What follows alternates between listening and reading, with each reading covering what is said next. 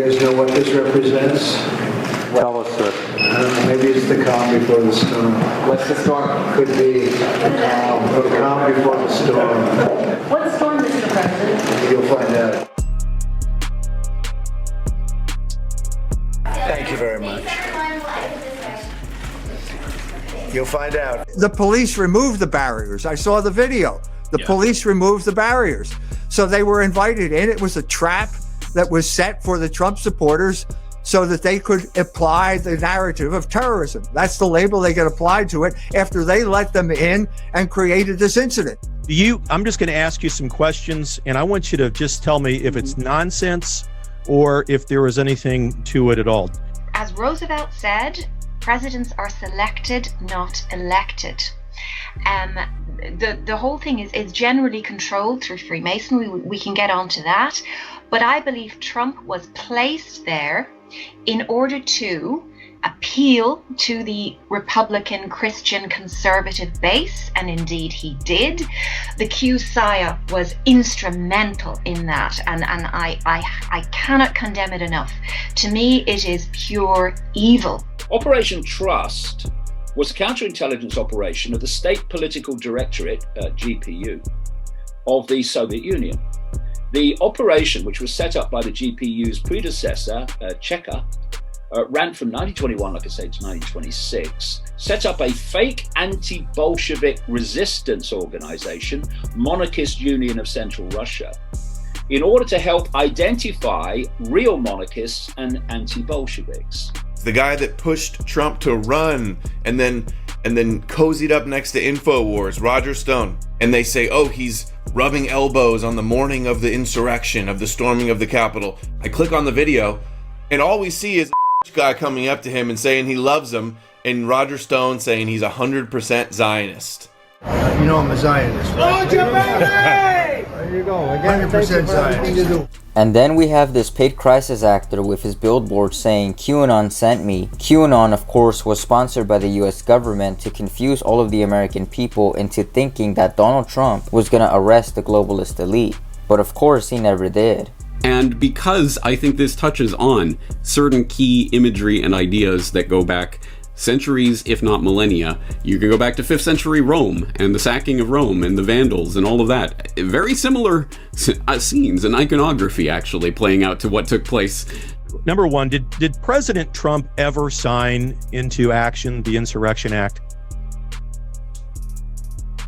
No. Nonsense. Nonsense. Charlottesville was a setup. The police pushed the white boys into the arms of Antifa when they should have separated them. We just had last week in India a man with a turban and waving some type of flag of insurrection, and then Narendra Modi uses this to discredit the farmers' protest against oligarchic control of agriculture. Wait a minute, it turns out that guy was not a Sikh. He put the turban on to give that illusion. He's a friend of Narendra Modi. So we have instance after instance of the same playbook being used throughout the world now. On the tech, he commissioned Google to work with the FBI and Palantir in Operation Warp Speed. So we actually sought their cooperation in doing this. QAnon made Trump supporters, who were right to be angry, absolutely, over the criminal nature of our ruling class, delude themselves with fantasies that white hats in the military were going to save us, while Attorney General William Barr was busy covering up the Jeffrey Epstein case and the Kushner administration, which frankly was what the Trump administration was. What are the odds? Just such a coincidence that Trump's lawyer is an Orthodox and he is a mega uber Zionist, literally sits on the board of the Zionist Organization of America. He was also Roger Stone's lawyer, and he's also Epstein's lawyer. We really can't go without a day where the Simpsons have not predicted a major world event. However, the alleged photo of the Simpsons predicting the storming of the Capitol was photoshopped and pushed all over the internet to try to make truthers look bad.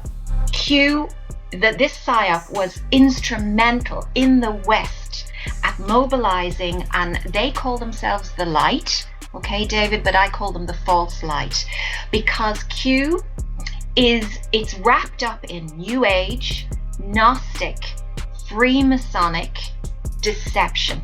Just as opposition was outed and arrested by Operation Trust, potentially dozens of QAnoners were outed and arrested as a result of the March on the Capitol. Many of the neocons in our government are the literal descendants of Trotskyites.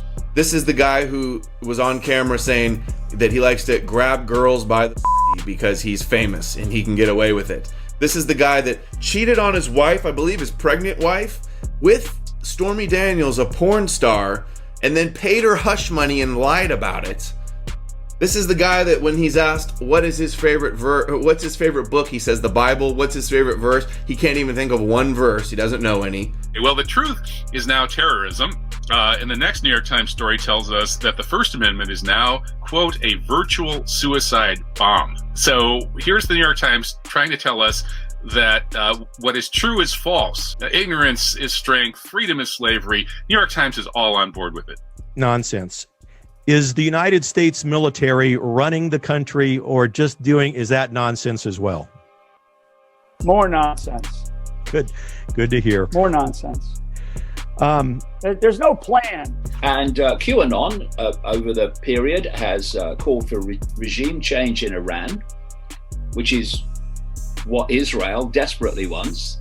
You are being lied to. Proof the Capitol building insurrection was a setup. And in there, we talk about the FBI's involvement in this. And now, Proud Boys leader, Enrique Torrio, was an FBI informant. Katrina Pearson, look what she says here. So true, when corporate media started talking about QAnon last summer, I had to look it up. Didn't even know what it was. Just another left-wing tactic to smear and discredit GOP conservatives. She says, they likely created Q. I called this a long time ago. Only the left would push for complacency. Just wait, it's coming. The plan is unfolding. The mind is strong force to fight against. Meanwhile, the left is organizing in the right still in 2000. The algorithm spoon-fed QAnon. Well, she's right about that. But it's not the left behind QAnon. It's Zionists.